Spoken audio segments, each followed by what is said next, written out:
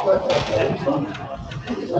well, it's 2 o'clock, so we'll go ahead and get started. My name is James Berman. I'm one of the liaison officers with the Eastern Area Incident Management Team, and I'll be facilitating the meeting for you this morning. So the reason I ran back in, I am recording this so that those who do not make it, I'll send out a link to the recording so that others can get the same information.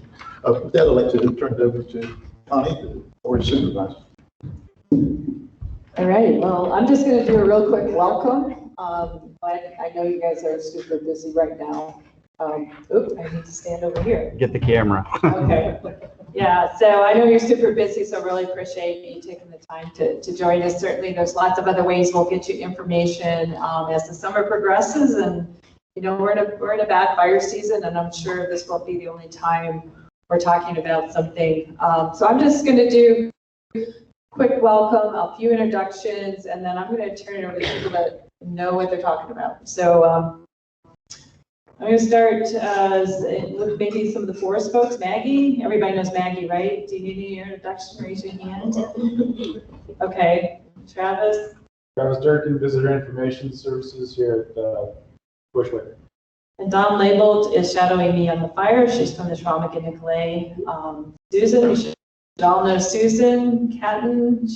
Go ahead. Public Services Staff Officer. I worked for a number of years out of this Bushwick office, District Wildlife Biologist.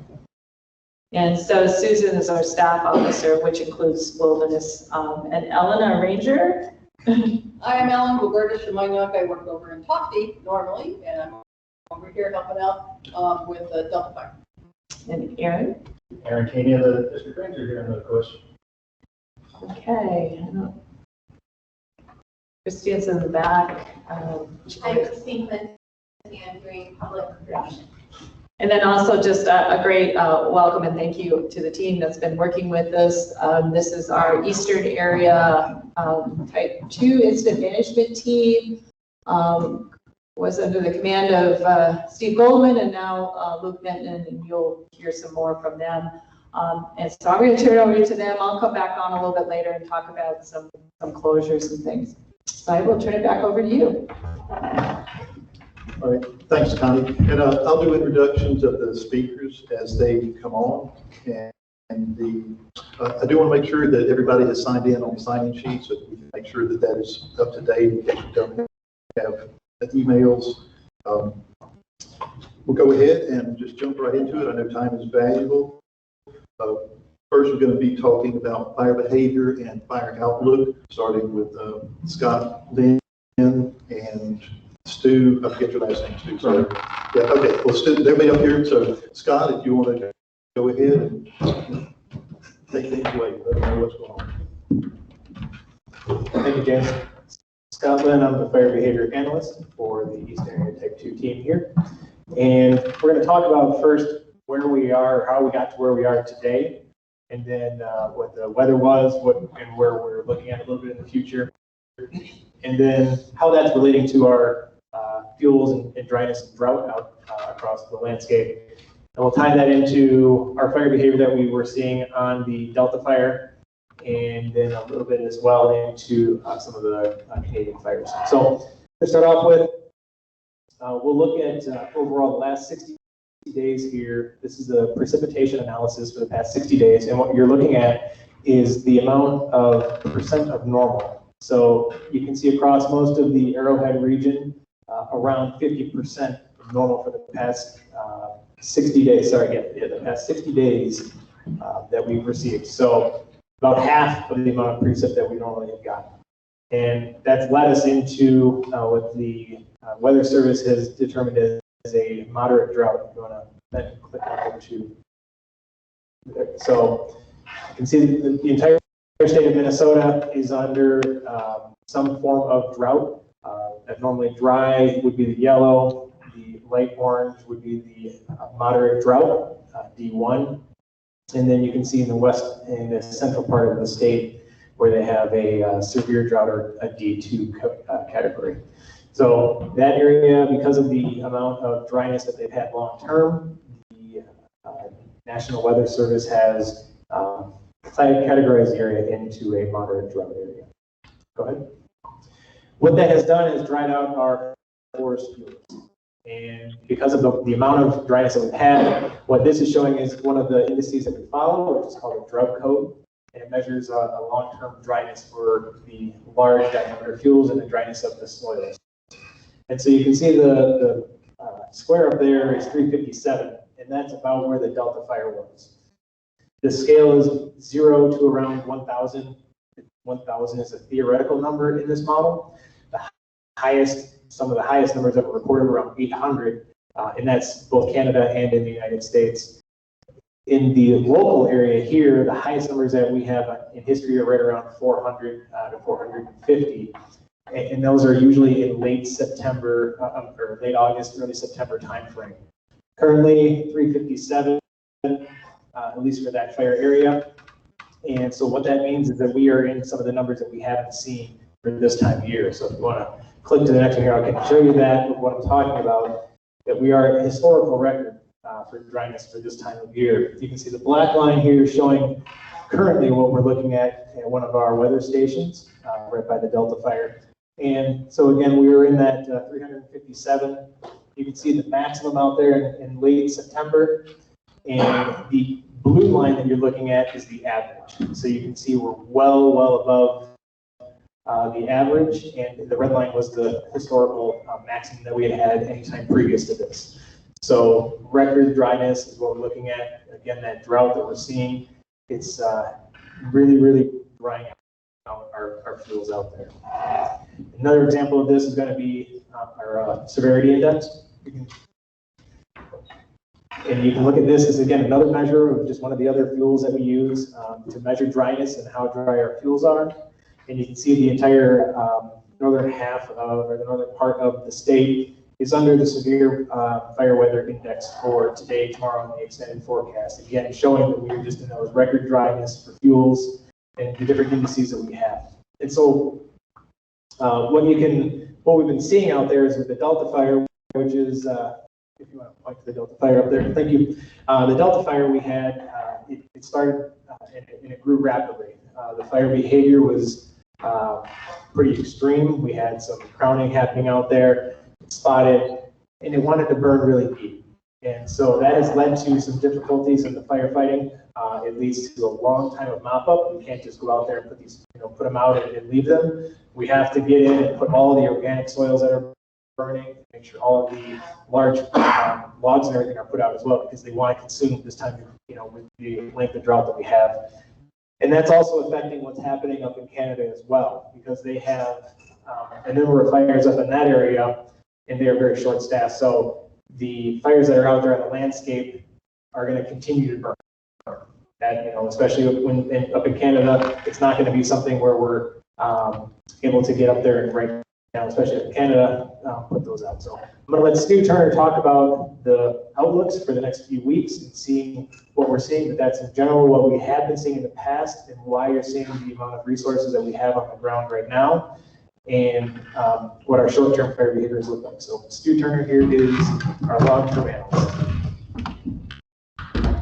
Good afternoon, Stuart Turner. I'm the long-term analyst for the team. What I do as a long-term analyst, I'm looking out in advance what the fire is going to do, where it's going to go, how big it's going to be. I look out beyond that 24 hours. So I'm looking out several days, weeks, maybe a month out, and trying to predict the future, which is not always easy. But some of the things that we're looking at, we look at the fuels, and you heard a good brief on the fuels from Scott, how dry things are. So we know the fuels are extremely dry. We don't see that changing in the near future. Then we look at the topography, the lay of the land, the roll, if you will. And you don't have a lot of different topographic influence out there on the fire, except for the lakes and the bogs and that type of stuff that do influence the movement of the fire. So we're looking at that, and then more importantly, I'm looking at that weather. What's the weather going to do over the next week, 2 weeks, month, or the rest of the summer? So let's look at that real quick. You see up here on the left side, that's the temperature probability of the 6 to 10 day outlook. And you can see in Minnesota, we're above average temperature. So it's going to stay warm. It may even get warmer on us. And then on the other side, we're looking at the rainfall up there, and we're going to be below average rainfall for this area for the next 6 to 10 days. So we know it's going to be hot. We know it's going to be dry. Go to the next slide. And then now we're looking at the 8 to 14 day outlook. It's a little bit further out there. Once again, above average temperatures and below normal rainfall. Now let me tell you a little bit about meteorologists and how they predict the weather. So when I have a meteorologist working for me, I give them 3 days that they can be very accurate. So the next 3 days, they're very accurate. Much beyond that, and it starts getting kind of fuzzy out there.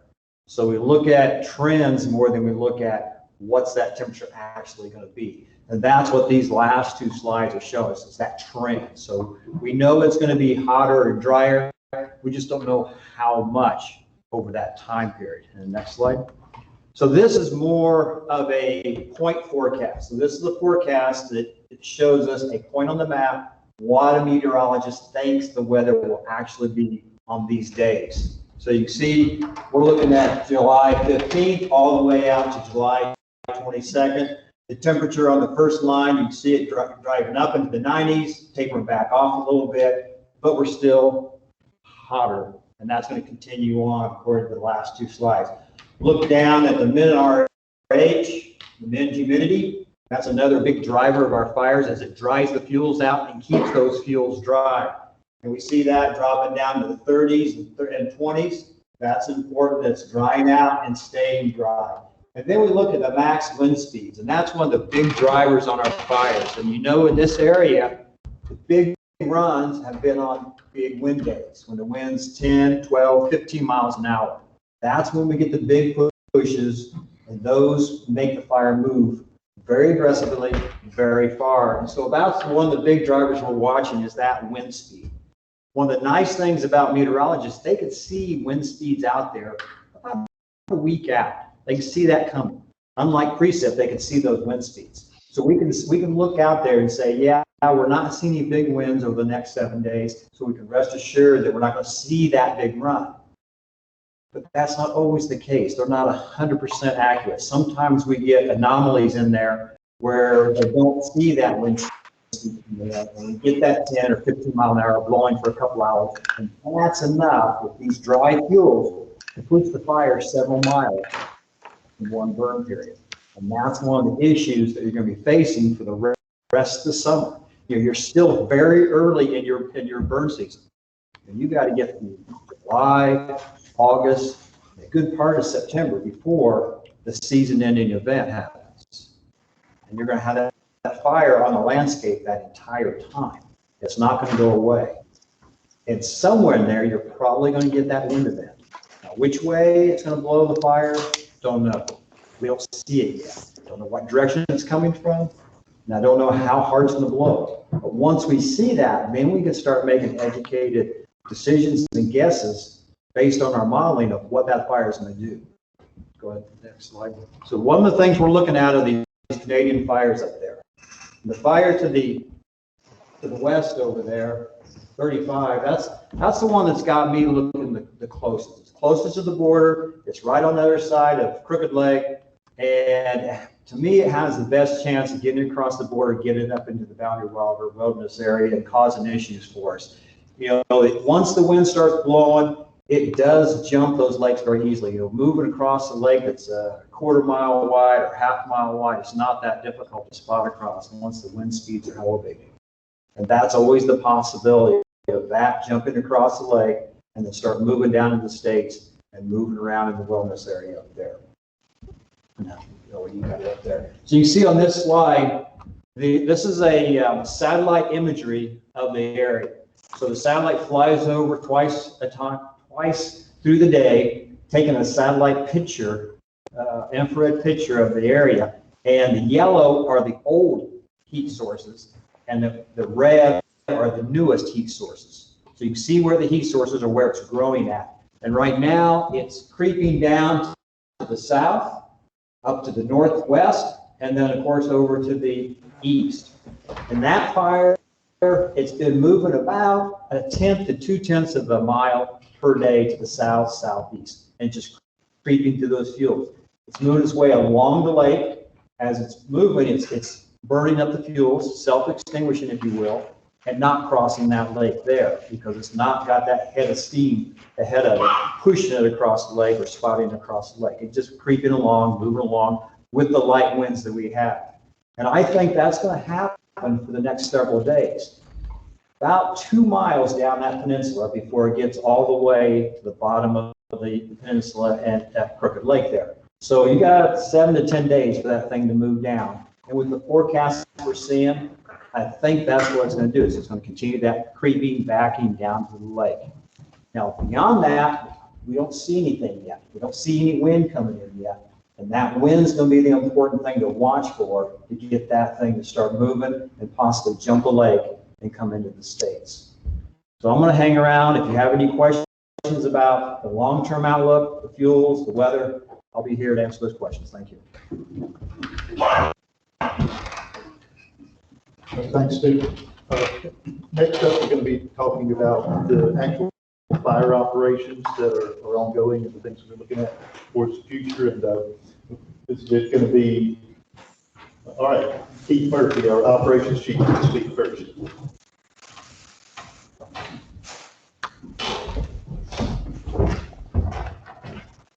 Good afternoon, everybody. Keith Murphy, Operations Second Chief with the Eastern Area Team. Seeing that we didn't know when we were going to get in along the fire's edge on the Delta Fire, we started looking at some of the structures and prepping those. So I'll go to the exterior and then we'll go into the Delta Fire.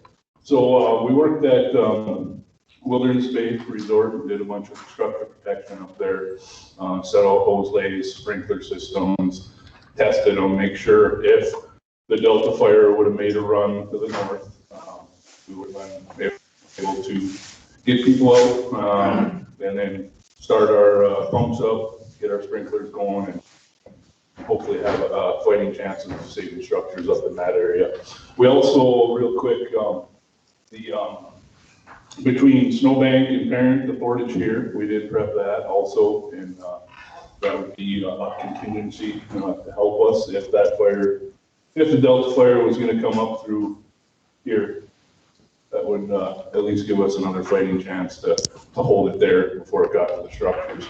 And then you move over west on the south side of Snowbank. Did a lot of structure protection plans here. We did not put out any hose or sprinklers, but we have a plan in place, a supply list. If the fire started to move, we would have initiated those plans and started installing stuff up there. Looking at the evacuation plans, getting people out, starting sprinklers up, trying to, moisten the fuels up enough, get the humidity up enough that if that flame front hit hard up in that country, maybe we could get it to die down enough where aircraft could help us and save the structures. So one last one too is the Cooperators Resort. We did a bunch of structure planning there and also have that list available when needed, if needed. Shouldn't be needed when I talk to you about the Delta Fire. But yeah, so all that stuff will be turned over to the local district, and they'll have a good plan for moving forward if this ever happens again. Hopefully we can get out of this drought so we don't have to worry about this for a while. So talking about the Delta Lake Fire, initial attack, the first days, folks were coming in on this southwestern side, and it took a long time to get in there, heavy blowdown. The blowdown was really heavy up here, but as you move to the west, there's lots of pockets of blowdown too, so it just slowed progress to get into the fire's edge. So personnel tried to get in from the southwest side. It was taking a long time, so a few days of scouting, and you can see here the topography, if you can pick that out in the imagery there, it was, you can't get equipment in there. There's enough bogs that the equipment would get stuck, so we didn't want to do that to have heavier damage to the environment too. So we decided not to go with equipment in there. We have hand crews in there only. So the personnel scouted this access road here. Right here at that purple dot is pretty much where the engines and equipment stops. and it's a hike, about a quarter-mile hike. So you got a little flatter ground here, right? We get in there, and then to right about that opening, and then you got about a little bit past there. You have about a quarter-mile access hike into the fire. So that was earlier in the week. About Tuesday, we got on that line, and starting with saw line, just cutting through that blowdown was it's head high blowdown, knees to head, and it was rough going, slow going, but the crews did excellent. 4 crews in there, a couple of partial crews, so a lot of individuals in there making good progress. So by Wednesday, they were around the north side here, and yesterday we started making progress on the eastern side, and today moving south. So what they're doing there, like I said, cutting the saw line through, trying to get down to the heat, and then following up with a hose lay and putting out the hot spots as we go. The spread is pretty much fire behavior, like Scott said, there hasn't been much there. It hasn't been spreading that much at all currently for the past couple of days, because we were able to get some suppression action in on them. Aircraft was helping us out early on because we couldn't get to the fire's edge. So a lot of scoopers, helicopters were keeping it in check for us so we could make our plan to get onto the fire's edge. And we had slowly later this week, we've been not needing those suppression aircraft, so that's a good thing, right? We are getting somewhat of a handle on this fire. So the aircraft activity now is more sling loads. So the hose, the pumps that they need, any of the hardware for the water getting onto the fire is being sling loaded in to the fire's edge, so we can save on our crews, because it is still a hard walk in there. They're still doing a bunch of cutting, so it's a lot of work in these hot temperatures. So the helicopters are helping us out by sling loading supplies into them to do their job and suppress this fire. So that's pretty much the activity of the helicopters at this time. Looking ahead, actually today, this contingency line, it was in plan right away to it's an old road, so just going to open that up. And if anything would go bad, we could fall back to that line too. And we have other lines on the landscape that we have identified, and depending on how this fire holds through the weekend, we have them drawn on a map so we can go start prepping those lines too. And I guess the probability of holding that fire there is about our best bet, because it's just, as you all are aware, it's rough country. We slow down, we can't get equipment in there. So we have lines identified to get some contingency in. So with the structures out here, that's why we decided to just open that up a little bit. We're just doing some saw work, getting the brush away, widening that road out. We're not making a new road by any means. It was an existing road, just trying to get the brush away from it. So that's what's going on there. Mop-up, it's going good, but we're not that far interior. So, we start at that fire's edge and start working our way in to try and get all the heat out of that fire, so the edge is secured. And we're not getting much depth in. We're getting around the fire, but it's slow going. From what Scott and Stu are saying, burning deep in the ground, so you got to work that heat out of the ground, get tons and tons of water on it. So it'll be a slow process. It is looking good. The perimeter is looking good today, but we're not out of the woods for sure. There's tons and tons of heat hiding in there still. So it'll be, there'll be a long time working in there. We'll have crews in there for a while searching for heat and trying to work from that outer edge all the way in to remove any heat. Because if any of that heat is hiding in there, we get that strong winds that Stu talked about. It'll take just one tree to torch out, throw embers across the line, and then we'll be having to go back in there and hiking crews in, and that takes time. So, and hopefully it doesn't come to that, but there's a lot of work still to be done. But like I said, fire activity is pretty minimal at this point in time. It'll get a good test this weekend with the hotter conditions, those lower humidities. Getting below 30% is really going to test us. And then if any wind does show up, that'll be the true test. So looking good right now, but tons of work to do yet. So that is the update for the Delta fire.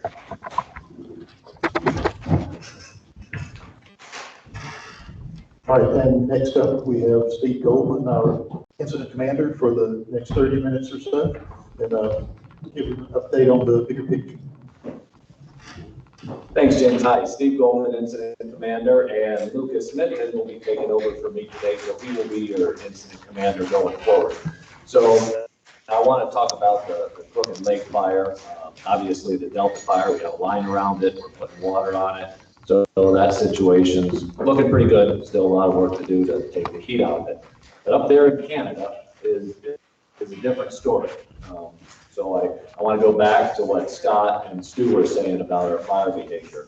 We have record-setting drought sitting on us with a fire season that started a month early. We shouldn't be having this level of trouble with fires this early in the summer. It's very abnormal.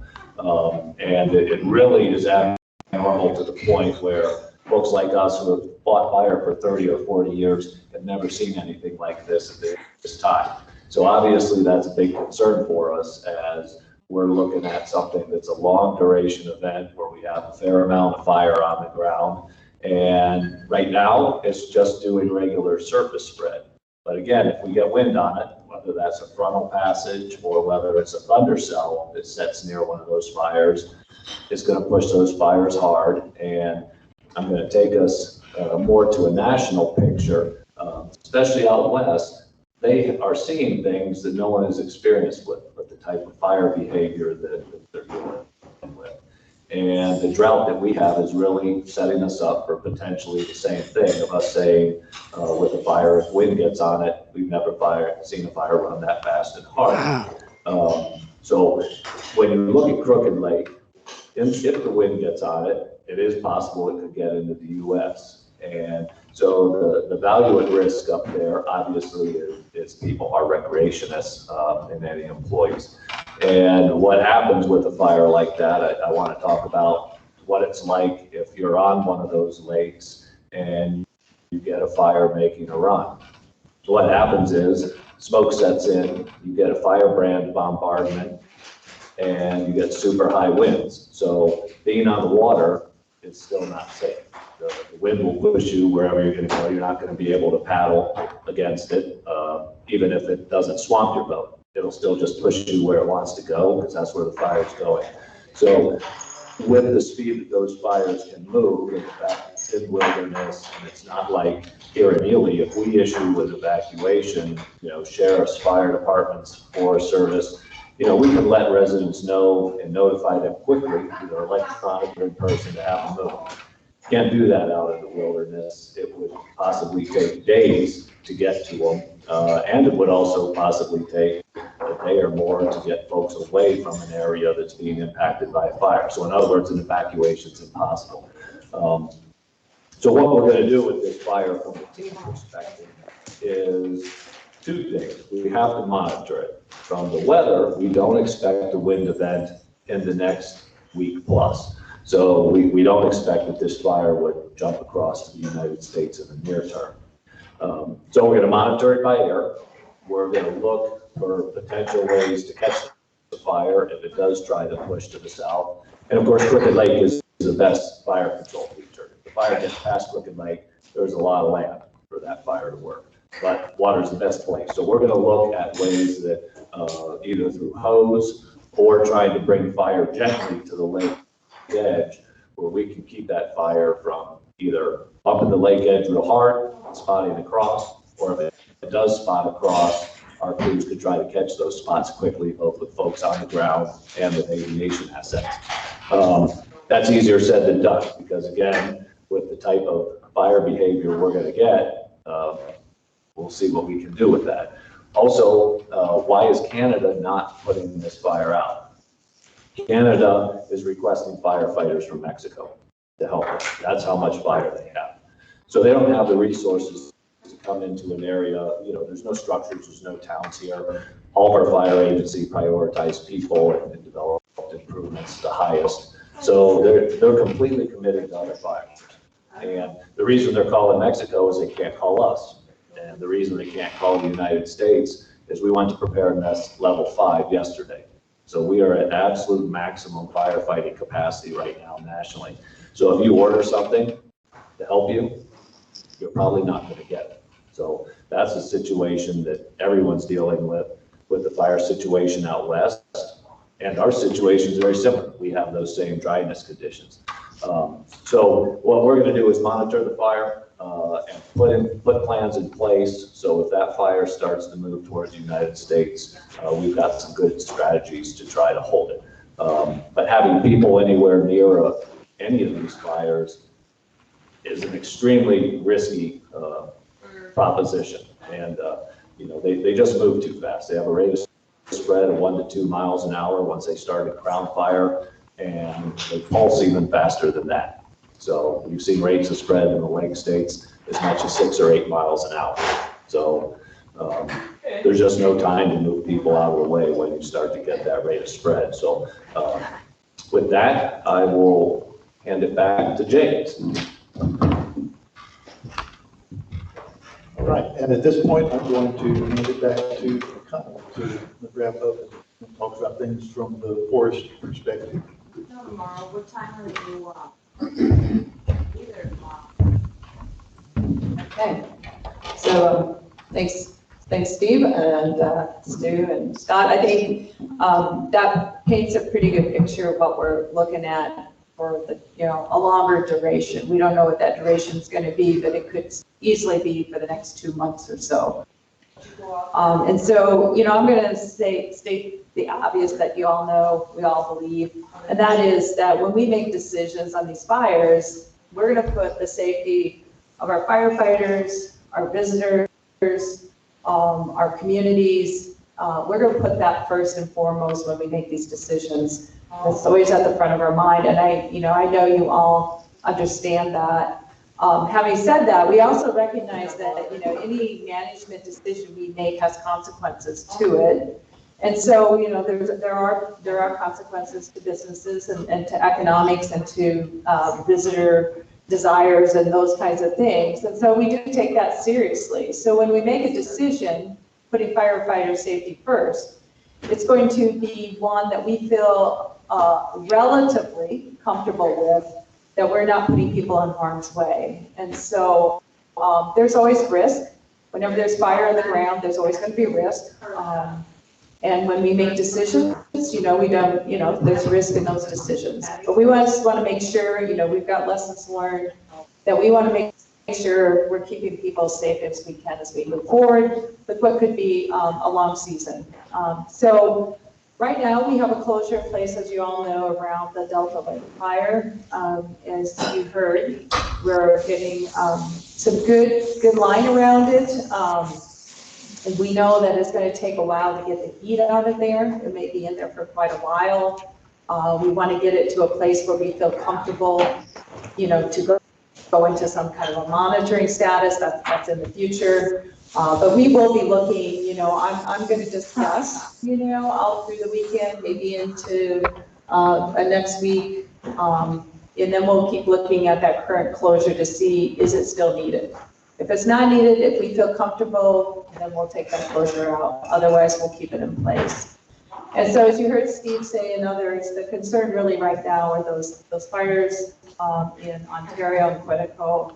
And we're really paying really special attention to those. And so what we are going to implement, we don't have the maps or anything ready just yet, but we are going to put a closure along that Crooked Lake, Iron Lake area. And trying to do that is going to, you know, you've got to kind of back up a little bit. So if you close an area and you've got entry points feeding people into that area, you have to make sure that there's going to be enough room outside the closure area, enough campsites that's going to accommodate the people going in. So we are going to make a decision to close, or not close, well, close for a period of time, the Mudrow entry point, and cancel those permits. We're gonna kind of look at it from, as you heard, we can look ahead maybe 7 days or so for wind events and feel comfortable with that. We'll monitor the situation every single day. And if we get to a point where we feel comfortable into the future that that's a safe place, then we'll consider then reopening that entry point. I know it's a busy one. I know it impacts people. But that's where we feel our highest risk is right now. And even though it might be backing at the moment, there's still risk of potential that something else could happen in there. And y'all know how long it takes to get people out. And so that's our rationale for it. We'll get the maps to you as soon as they're available. We're hoping that we will put that in place on Saturday. I can't guarantee that yet. We've got to get some things in place prior to that. But we'll probably start sweeping people then maybe tomorrow. We will put some media releases out. We'll let people know. We wanted to let all of you know first, because I know a lot of you have customers and clients that are in there or coming in and will impact you. So with that, I think, and then I guess as this goes on, there could potentially be other closures if this grows for some reason and we get other starts that we're, we can't predict at this point in time. We're going to do the same sort of evaluation that we've done here. And it's a pretty thorough evaluation where we look at where the fire is, we look at what surrounds it, we look at the weather forecast, and we kind of back up and we say what we call management action points.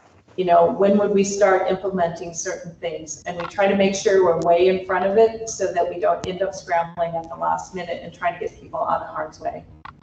So that's what we're planning to do, and we'll certainly be available for questions afterwards. Yeah, and at this point is when we open it up for questions, and we have, yes, sir. Critical, when they have done things like this before with closures of certain areas, they've been willing to overbook other areas so that the people that had permits for the closed areas could go someplace else rather than just not going at all. Does the Forest Service have any thoughts about doing that?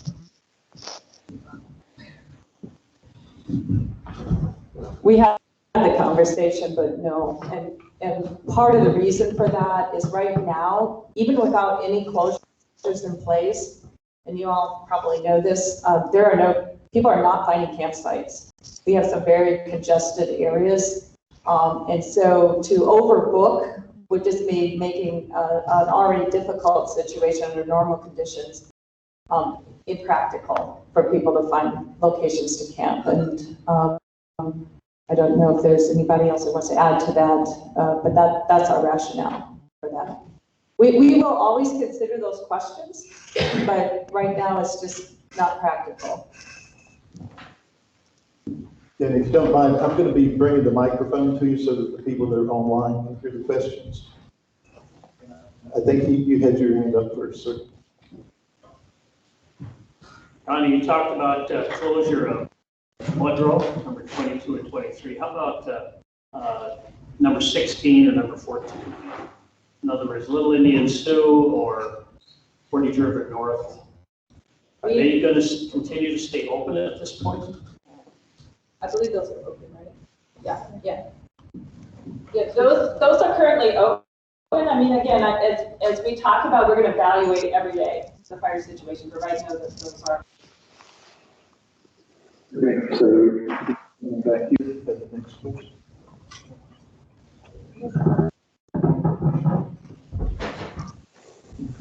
You had mentioned closure on Saturday. Is that going to affect that for Monday? That is going to be what we're aiming for. We'll let you know for certain. We got to get the closure order in place in time to do that. Are you now sleeping crooked? We will start sweeping tomorrow. Are you sending it back to Mudrow or moving all the way across? I'm not sure what those rangers are sending from.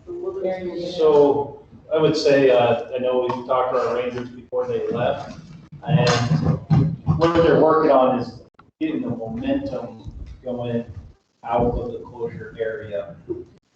Getting people informed, educated, and then they're starting to move out. So they might come out Mudrow at this point.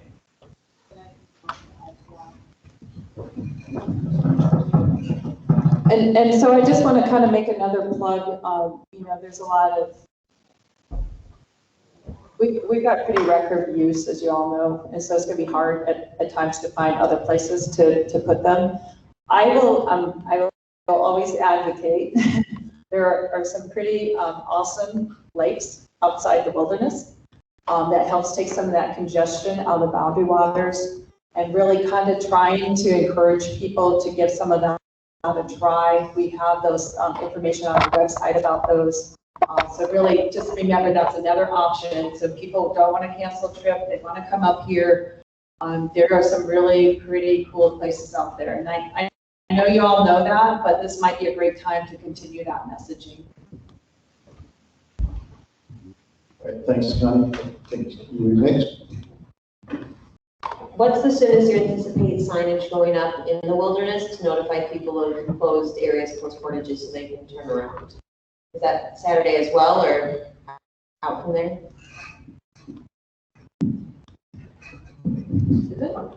As soon as we get the closure order in place, we'll start doing that. That's wilderness rangers.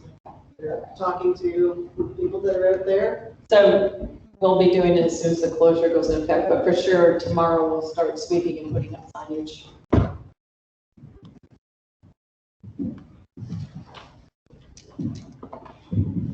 I think a few of us are wondering if our customers are coming out a different entry point or a different location than they went in. Will there be people at the, say, Mudrow entry point or wherever, so we can somehow get notified that they're where to pick them up? Because, you know, cell phone coverage. Their time to come out. They'll have time to exit where they're supposed to. Is that the thought? Thanks, I'll get in front of the camera, so, and that's where, this is where our real effort is to make decisions well in advance of any sort of crisis. By notifying you before the order is even signed, by, you know, getting the information out early, real clear communications through our press releases, that it's not, we're not in a crisis mode. And so that's where those wilderness rangers, you know, they're up there right now, starting to educate people as to what the, you know, what the reason it is. And that's where I was saying to John, you know, getting that momentum moving in the right direction so that they can get out. You know, they're not gonna write a citation like, you know, right the minute this goes into effect. You know, we want to, in a real orderly way, have people moving in the right direction. So we understand that people, you know, will probably continue going that direction. We just don't want people going into the area where they're going to be at risk. So Aaron, I think just to clarify maybe the answer to that, there's enough time to continue the trip out to the exit point. Yeah, and I'll get right to you, but we have one question online, so let me get that one real quick. So the question is, could the Superior National Forest please post a closure notice for the Kekekabik trail further east, e.g. Arrowhead Trail, for any folks who maybe long distance hiking, the NCT, Superior Hiking Trail, Border Route Trail, and then Kekekabik. However you say that. Yeah, I got some tough words up here. I don't know. It's just for short. It's closed. It is closed. There's a current closure order. Would we open that? Again, what I would say is there will always be an evaluation before we close anything or open anything, but the Keck Trail is currently closed. I believe the entire route, Susan? The entire route is closed. So yes, we can. Right. Okay, I like that. Of course, okay. In the South, of course, that would have about 3 syllables. Lee, you're next. I guess I'm just curious, is Stewart River and Angworm are also on these closure lists? And if so, will Iron be closed as well as Crooked? Or is that still being discussed? Iron Lake. Iron Lake is closed. Okay. I believe Monroe is still the only entry point. But what you'll have to do is look at the map. Okay. And you'll see what areas are closed off. So 20 and 19, those entry points like 23, will those get closed as well? They are not closed at this time. If we need to do additional, if we need to do additional closures, we will, but at this time, those are not. And the closure order, what we're looking at right now is for Iron Lake as well, just in case the fire runs west.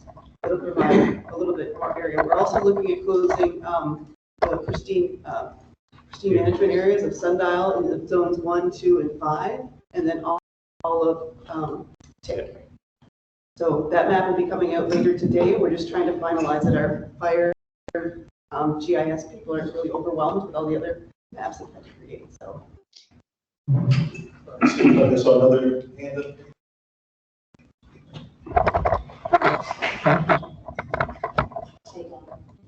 Hi, I'm Anne and I run the Girl Scout base on Canadian Border Road on Moose Lake. And I've thought a lot about potential evacuation plans, but I've never actually run them by an official.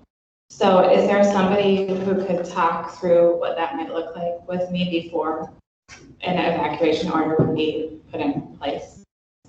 For where? We're on Canadian Border Road. It's the Girl Scout base on Moose Lake, and there's a ton of balsams and one entry. And I thought about the gravel pit next door. I thought about, asking the neighbors for a motorboat. I thought about canoeing to an island.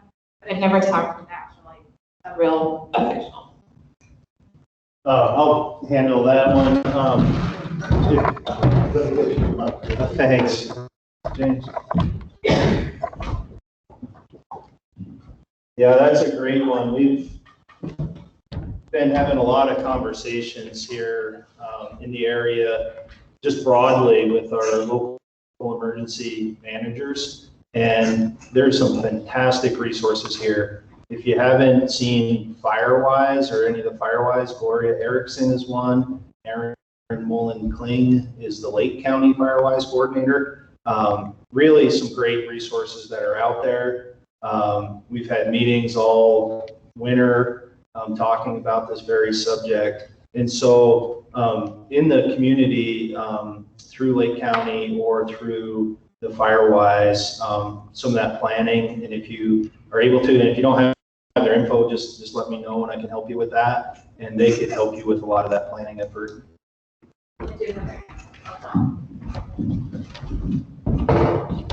Right, thanks, Aaron. And I would just actually had a meeting at 10 o'clock this morning in this room with the emergency services folks to get those folks talking with the incident management team so that we could help with those planning efforts.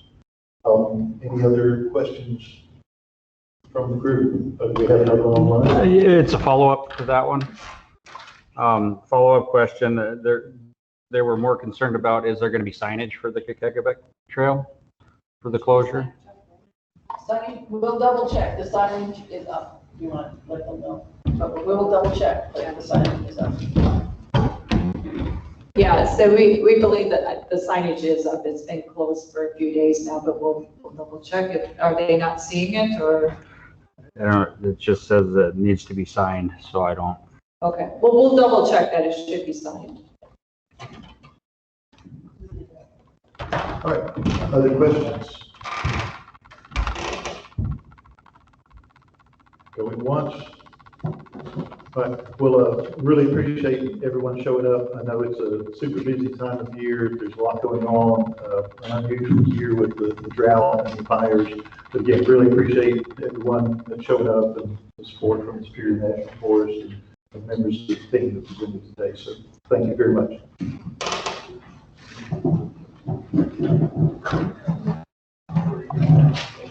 So the follow-up to that, it is up.